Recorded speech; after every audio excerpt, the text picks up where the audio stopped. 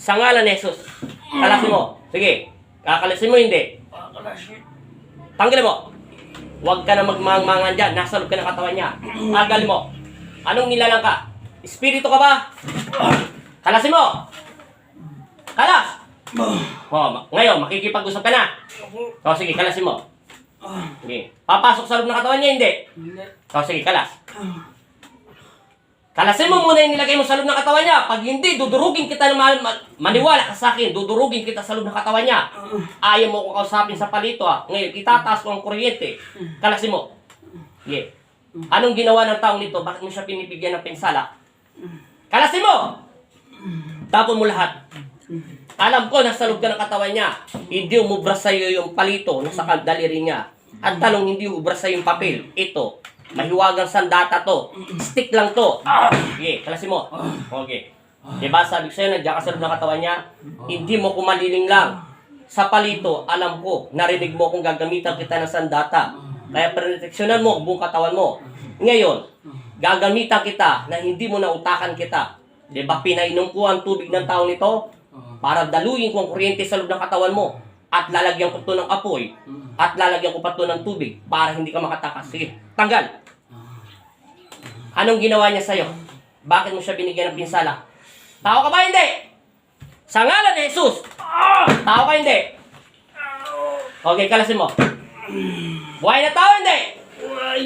Nahingit ka sa kanya, nagagalit. Nagagalit ka na hindi? Huwag kang mahawa sa asawa mo. Tatalunin ka ng emosyonal mo. Bakit akala mo asawa mo pa yan? Kalasin mo! Hindi init ang stick ng ganong kabilis. Kung may nakasanib dyan, pag walang nakasanib dyan, hindi gagalaw ang stick. Trabaho ng stick ay parang magnet yan. Didetect niya ang mga metal na bagay dyan sa loob ng katawan ng asawa mo sa spiritual. Kalas!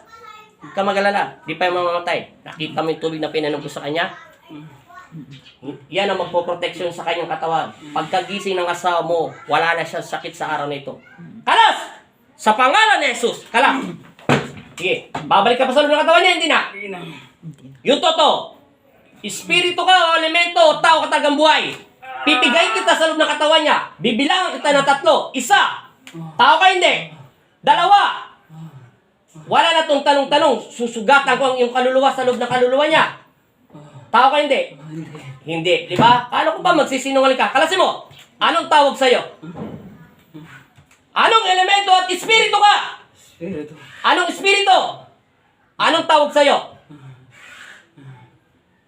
Dahil sa posporo, alam kong hindi tatalab sa yun. Dahil nakita kita sa loob ng katawan niya sa mga mata niya. Akala mo hindi kita nautakan. Yung tubig na dinasalan ko sa katawan niya, yun ang magpuproteksyon sa loob ng katawan niya. Yun din ang sisip-sip sa'yo. Ginamitan kita ng pinakakaibang stick. Okay. Kalas. Dahil alam kong hindi ubra sa yung posporo at palito yung papel. Kalas. Anong espiritu ka? Anong tawag sa'yo? Anong tawag sa'yo? Kita mo kung may walang sapi yan? Kita mo, tigas na kapag nyo. Kalas. Ubusin mo. Papatayin ng asawa mo. Maniwala ka sa akin. Hindi ito abuti ng 1 linggo, patay ito.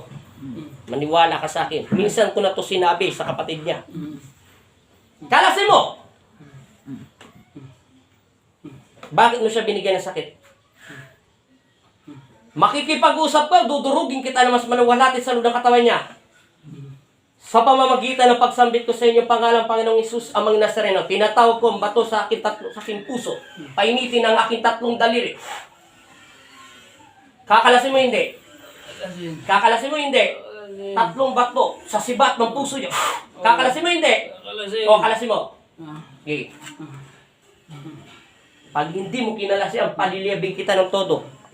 Hindi ka rin makakatakas diyan. Ubusin mo lahat yan. Anong ginawa ng taong nito? Bakit mo siya pinarusa? Lalabanan kita ng patas sa spiritual.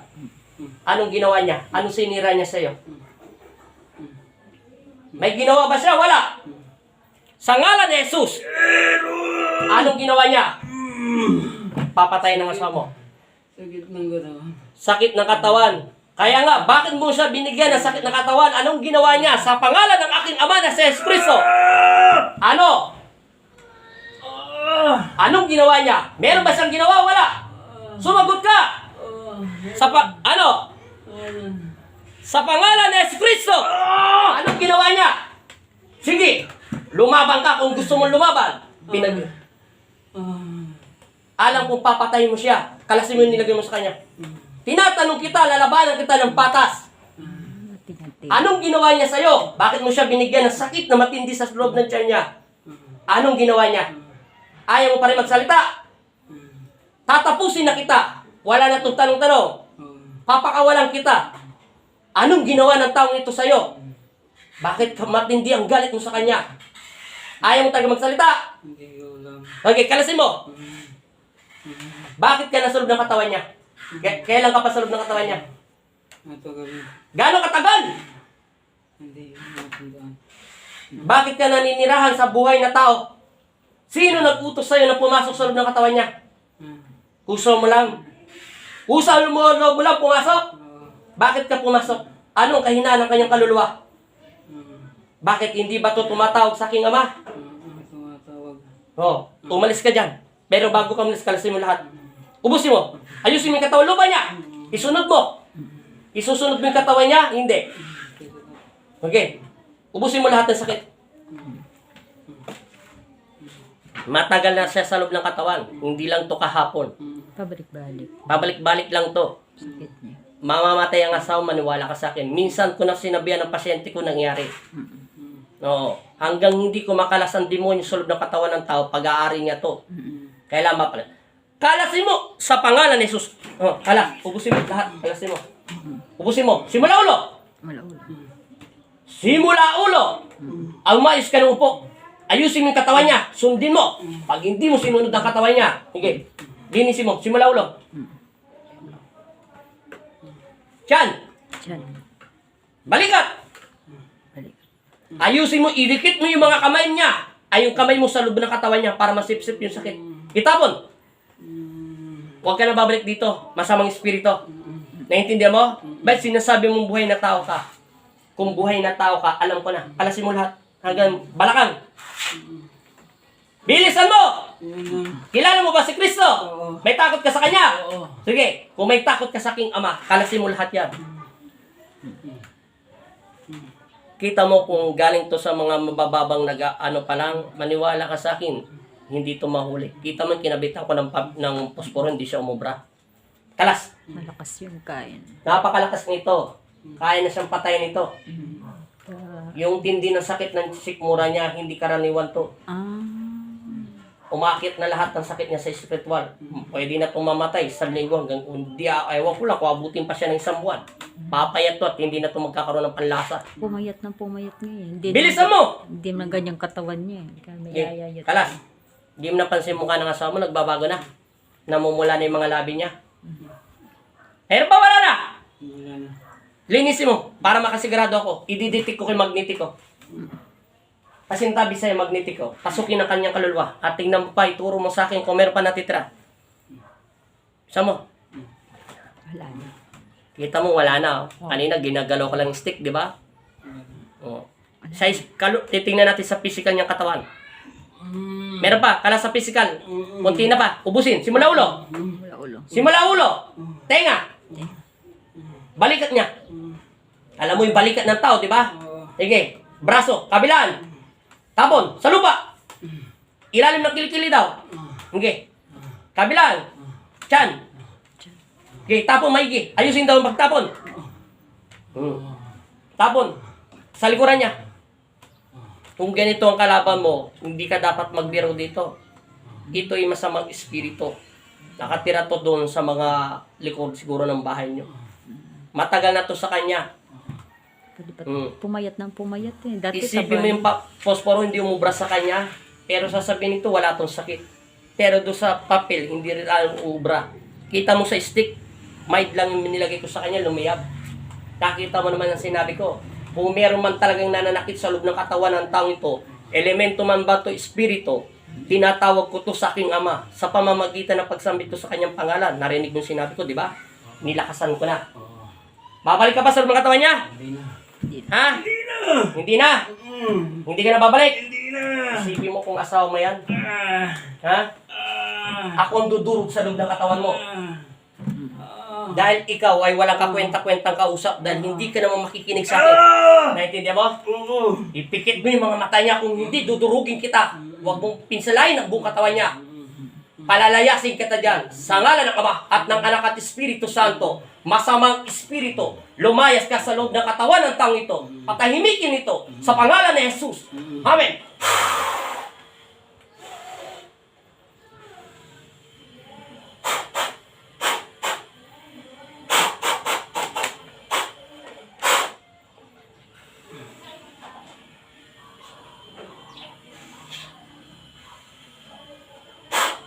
Akin na yung tubig niya. Tubig. Idilat mo ang iyong mga mata. Sabi mo in Jesus' name. In Jesus' name. 3 beses. In Jesus' name. Amen. Amen. Amen. Amen. Amen. Amen. Inom. Dahan-dahan. Hininga ka muna. Sige pa. Okay, umayos ka po.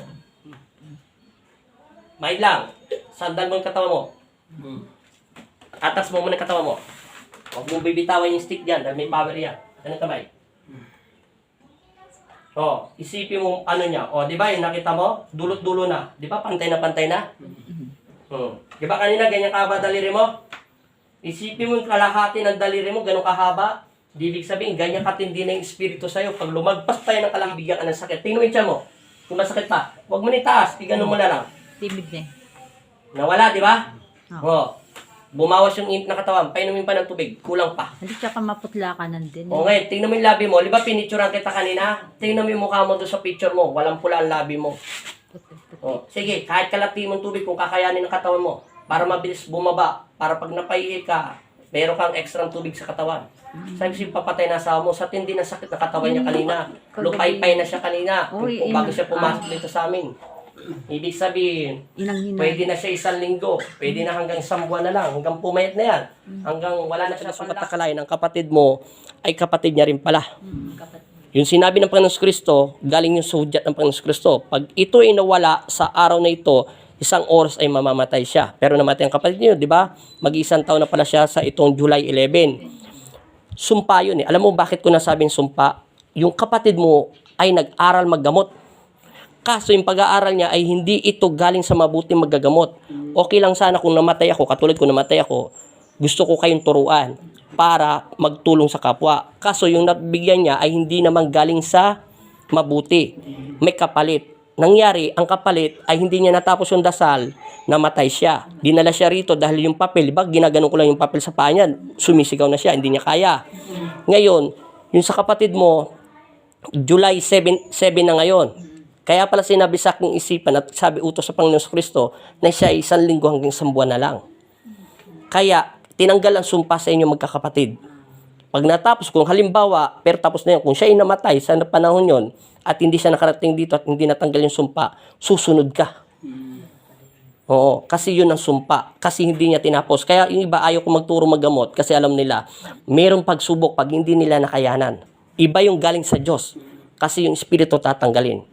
Tanda mo yung sinabi ko yun, luya ha, sinabi ko na yun. Ngayon, okay na yung mukha mo, hindi na gano'ng masakit yung tiyan mo, hindi na katulad kanina. Pag dumumi ka, dumumi ka na pala. Pag umihi ka, inom ka agad ng tubig. Uminom ka na agad ng gamot, magpahinga ka. Buhusan ang katawan niya ng tubig. Yan tubig niya may dasal.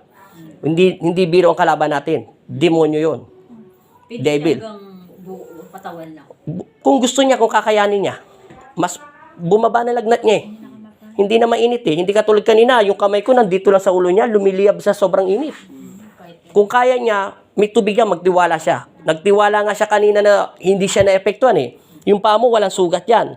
Hindi ko na nga hinawakan yung stick, hindi umubra sa yung posporo. Lalong hindi ubra sa yung papel. Kaya gumamit ako ng special na stick. Yan na. Ayos na yung mukha nyo at manatili nawa kayo sa Panginoon Kristo. Maraming salamat sa inyo. Pag malakas-lakas ka na, at mga 2 weeks, 1 linggo, o 2 linggo, bumalik ka rito. Babasbasan ka ng Diyos. Pero maggupit ka ng buhok, ha? Pag naligo ka mamaya, kung gusto mo maligo, bawasan mo yan. Kakayanin ng katawan mo dahil may dasal. Tapos, bumutol ka lang ng konti, itapon mo. Konti lang. Konti lang. Ngayon lang, di ba, maliligo. Magpahinga ka muna ng konti. Siyempre, maglilinis ka, alam mo na yun. Alam ko na meron kang ano rito. Konti lang. Itapon sa tubig. Okay na? Swerte tayo ngayon na agapan ng kamatayan. Sumpa yan eh. Hindi tinapos ng dasal ng kapatid mo eh. Hindi ko alam kung sino nagturo sa kanya. Salbahe yun. Hayaan nyo na. Salamat. God bless.